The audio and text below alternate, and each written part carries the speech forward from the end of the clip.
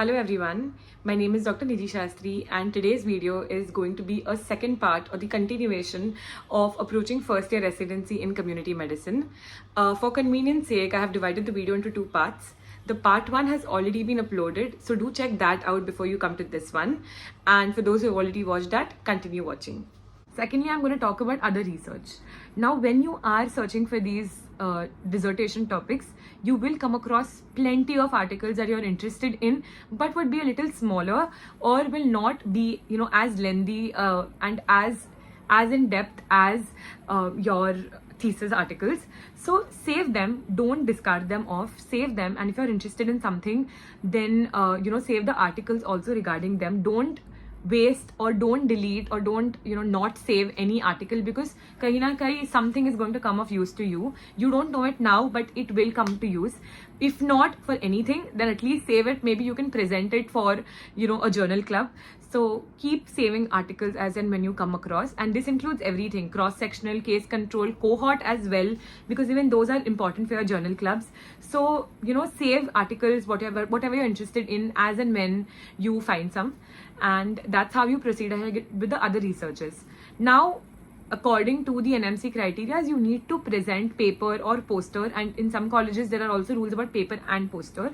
So basically you do these researches and you present them in conferences, and that is why they are important to be saved and to be pursued at a later stage. Now, these topics are of course not as lengthy and time consuming as your dissertation is. They're going to be shorter. So again, choose your topic wisely, and when you do come to that stage, maybe after submitting your IC approvals, maybe 6-7 months later, then you can start working on your other research topics for paper and poster. You need to make an abstract. You need to submit these for your conferences when you're registering and before the end line of the poster paper submissions. And then when you go to the conference, you need to present your entire paper or poster in a PPT or poster format. So it's not like you need to submit it in the first go, but at least your abstract, which is like a summary of sort, that needs to be made before when you are submitting it to a conference. Apart from these, if your college is getting any kind of research work, any kind of grants, then I would definitely recommend you to put your name forward for that, to do as much of research as possible. It is going to help you, during your interviews. It's going to help you during your exam vivas also, because you've done so much of work. It is going to help you basically at many more steps. And this is the time when, we still are under a guide and we have 3 years. So at least, trying to do as much as possible is a good idea.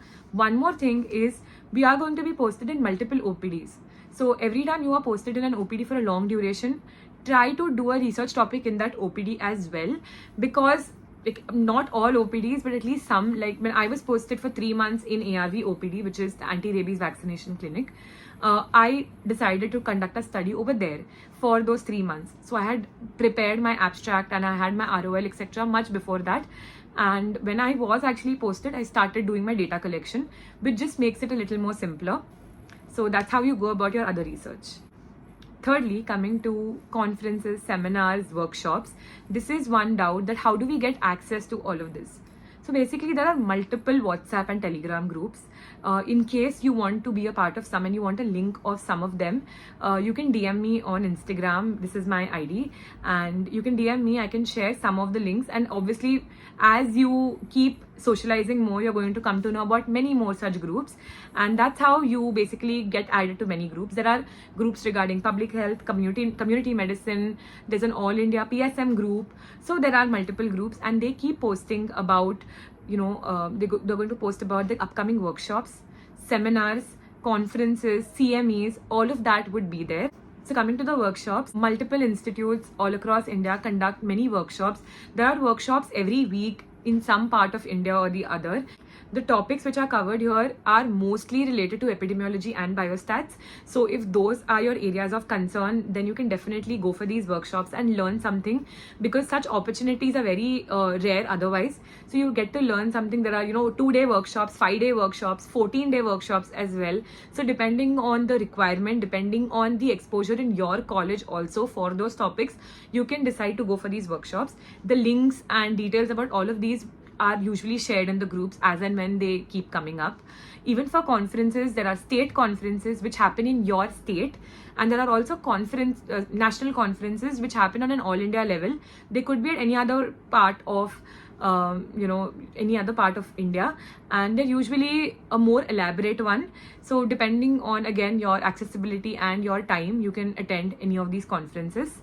And lastly, talking about academics, it is again a very significant part of your curriculum, and I am not going to tell you to start studying from day one for 4 to 5 hours a day, but I'm definitely going to recommend you to keep studying something or the other as and when you proceed ahead each day. Now, this could be in various forms. The first form is going to be the most logical one, is when you're going to a service OPD. Basically, it could be an ARV OPD or IPC OPD. Learn about them. So if you are going to be posted in ARV, before that, do read about rabies and the prophylaxis. This is going to help you there. Obviously, you're going to learn on field more than anything, but studying about that topic is equally important. Now, let's say you are posted in the IPC OPD, the immunization OPD.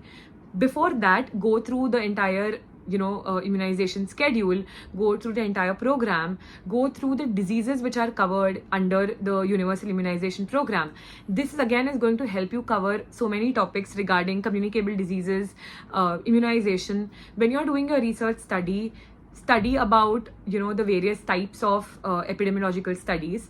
This again is going to give you an insight, and again is going to help you in your journal club as well, and obviously in your thesis and research. The second way to study is your PG activities. So in PG activities, we usually have journal clubs, which I already spoke about. There are seminars also that we need to present. Then there are book reviews. There is micro teaching in some colleges. I'm not sure if it is for every. And there is case presentation. So case presentations obviously holds a lot of value even in your Viva. So when you are having a case presentation, before that, or maybe when someone else is having a case presentation, study about the cases that they're going to present. So let's say someone has a ANC case. Study about ANC, about programs regarding it, all of that before they are going to present. That is going to help you to know, what are the lacunae that the speaker hasn't spoken about, and obviously when the teachers and other students are going to ask questions, you will have an insight about what is important, what is not. If you are completely blank about something, you will not even understand the questions coming forward.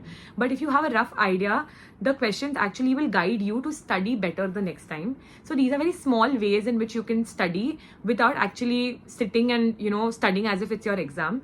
The third way to study is obviously picking out one topic or two topics every day and studying for half an hour to 1 hour to make that little time for yourself, because PARC is extensive, and PARC is not the only book that you need to study for your exam. There are obviously multiple books depending from topic to topic that you need to study when you're studying in depth during your exam. So being familiar with PARC actually will help you a lot after 2 years.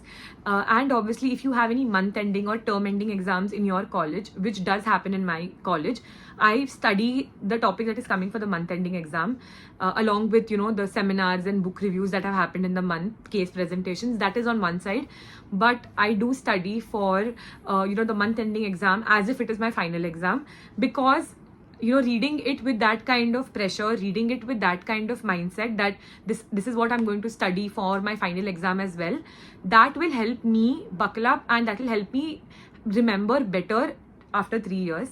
So that was basically my mindset whenever I would study for a month ending exam, and I would recommend you to have that mindset as well. Now, everyone is not the same. I understand everyone is not going to take these exams and this kind of study seriously at this moment, and it's okay, to each his own.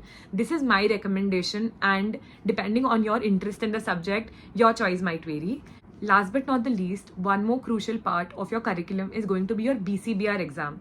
That is the basic course in biomedical research. Everyone needs to give that exam to be eligible for your MD MS degree. So all the residents. So you need to basically pass the exam. So this exam is basically divided into two parts. One are the online assignments that you need to complete. There are multiple modules, and at the end of each module, there is an assignment with 10 questions. And then once you have done with all your modules and you register for the exam, you need to go and give the exam, which is a computer-based exam, just like NEET PG. And you need to pass that as well. The passing criteria for both is 50% each, and overall you need to get more than 50% as well. So that is one very crucial part. And if you've just joined, try to solve one module every day. वैसे करके maybe in 1 or 2 months with a little bit of break, you'll be able to complete the module, finish your BCBR exam, and focus on other parts. So try to finish your BCBR in the first year itself if you can. And obviously, if it is not possible, then maybe you can push it to your second year. So coming to a few frequently asked questions that I keep getting. The number one is, what should I carry to my college when I get the admissions? Obviously, there are a lot of documents that you need to carry, and your college will probably release out the list of documents. And if what you mean by that is what do I need to carry before I join the college, join my department, then you need to again take your admission letter once you have submitted your documents and verified them, and you need to take your joining letter, and nothing more than that. Remember to always carry your apron, get your ID cards made in the first year itself, and yeah, nothing more than that. Just be aware, just have basic knowledge about what you're going into, and yeah, that's it. The second important question I get is, if it is necessary to study from the first year itself. And my answer to this is going to be that it's a very subjective choice. What is enough for me to study might not be for you, and everyone's intellectual abilities also differs. Some people are able to learn and grasp everything in 3 months, and some aren't. And I am someone who prefers reading, as I proceed ahead. If there's too much of a break, then I feel like I won't be productive, and I would not be able to catch up later. So if you're someone like that, then study at least a little bit every day. That's my recommendation. But again, it's a very subjective answer. It depends on your personal choice, your time, and other constraints. The third question I get is if one could be able to practice privately during this time. Again, if you are able to manage your time, if you are able to do your actual allotted work, your OPDs, your PG activities, everything, and still manage to take out time to practice, maybe you can do that. That's again a personal choice and would completely depend upon how you're able to handle and balance everything. Another question I get is if one is able to study for UPSC or other competitive exams during their MD community medicine residency. Now, this depends from college to college. Some colleges do give you the liberty of, lesser days of PG activities, and it's a little bit more relaxed. And in those colleges, of course, you will find the time. In colleges where, the environment is much more stricter academically and work-wise, there you might find it very difficult. I have already tried to answer most of the commonly asked questions during the video already.